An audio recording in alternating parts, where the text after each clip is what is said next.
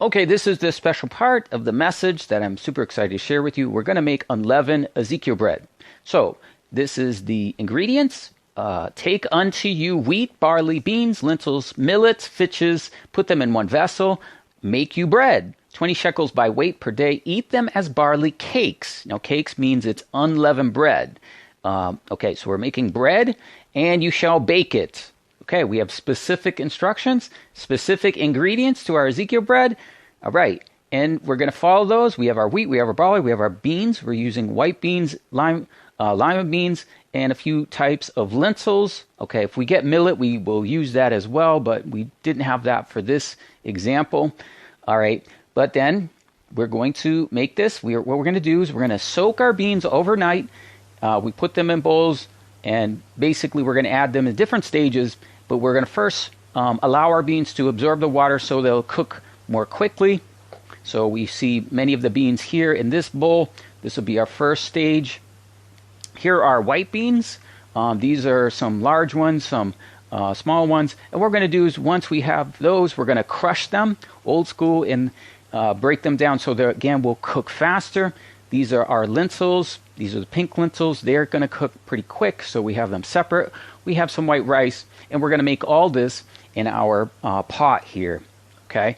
So what we're going to do in our Ezekiel bread is we're going to make all this as a mix. We typically make this, and it'll last us 3 to 4 days.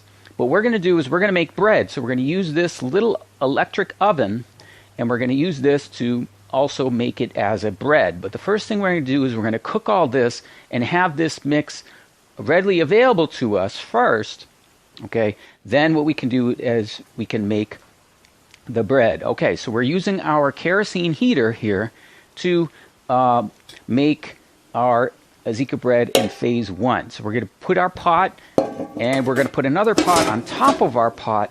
So what this is going to do is make it almost like an oven. We're not losing all the heat from the bottom of the pan dissipating in the room. And we're going to crush our white beans. Here you see our white beans nice and crushed. Break them into small pieces so that we can then add those into the mix and they'll cook thoroughly. Now we've made it. Here's our phase 1. Okay, our rice and beans mix, fully cooked. Very nice. We'll keep this over several days, and we can do many things. We can make soup. We can serve it as it is. We can make bread, as we're going to do in this example. So we'll take this and we'll use this into many different types of meals. All right. But what we're going to do in this one is we're making bread, right? So then what we're going to do is we have our whole wheat flour.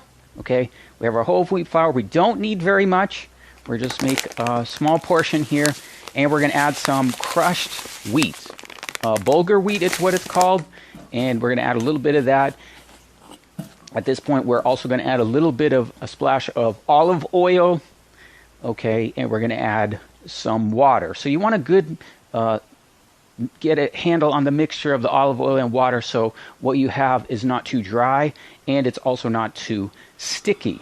Okay, so once we have these here, we're going to use our mix. It doesn't matter if our mix is hot or cold, but we do want it fully cooked so we can also get our flour and our dough, once it's there, it will also cook thoroughly, and it'll cook without having to cook thoroughly all the rice and beans mix. All right, so we're adding some here. Now this is the part where we're going to take this, knead it together, and begin to make patties.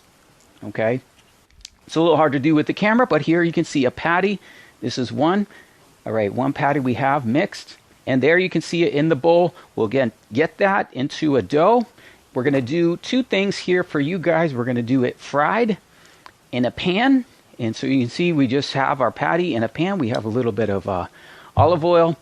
And we're going to do that. But it also says to bake it. So we're going to use our electric oven. We're all going to take another patty, which you can see here. And this one is going to go into our little oven. So it's kind of like a toaster oven to compare it to what you guys are kind of used to.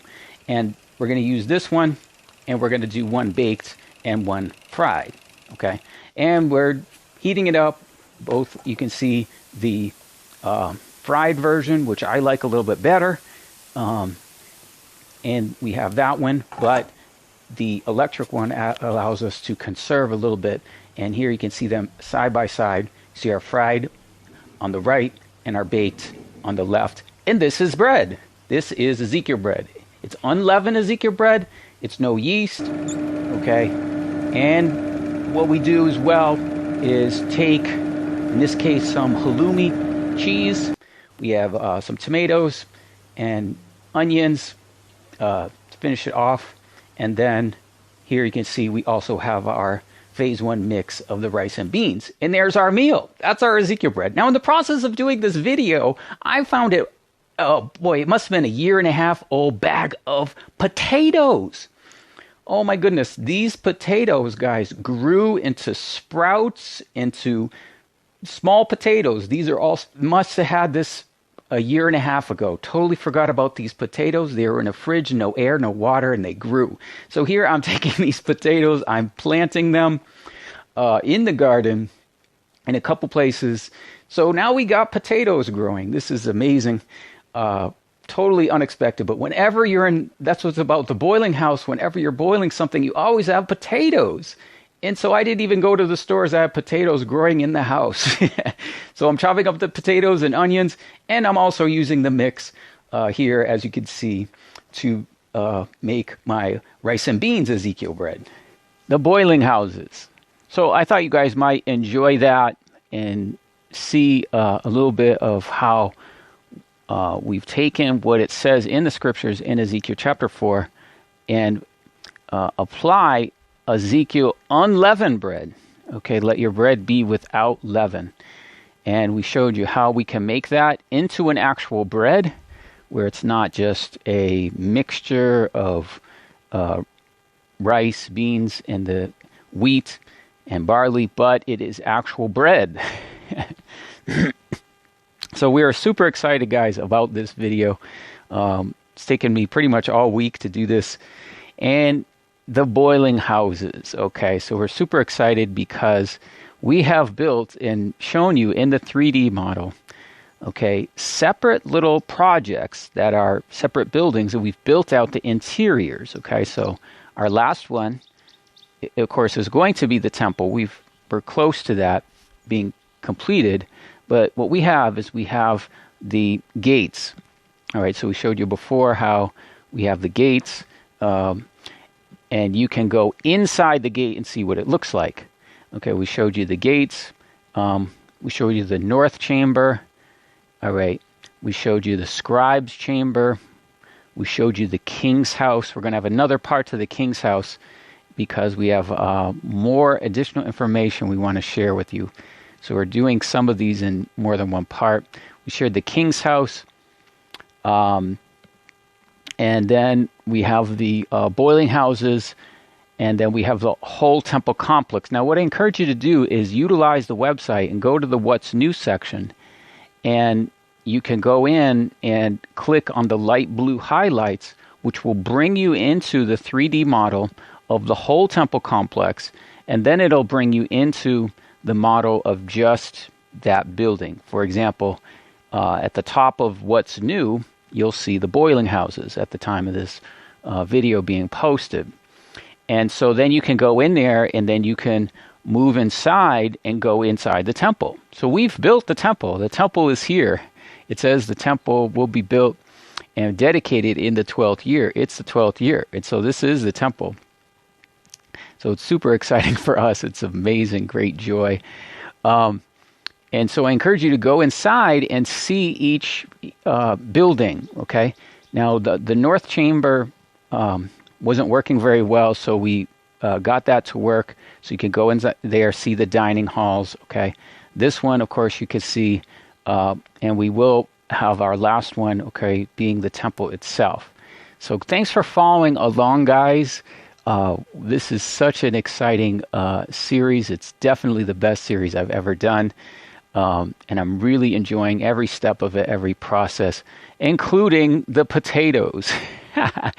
So glory to his name.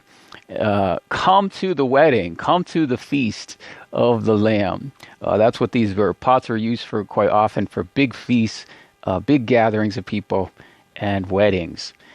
So the voice came from the throne saying, "Praise our God, all you his servants that fear his name, both small and great."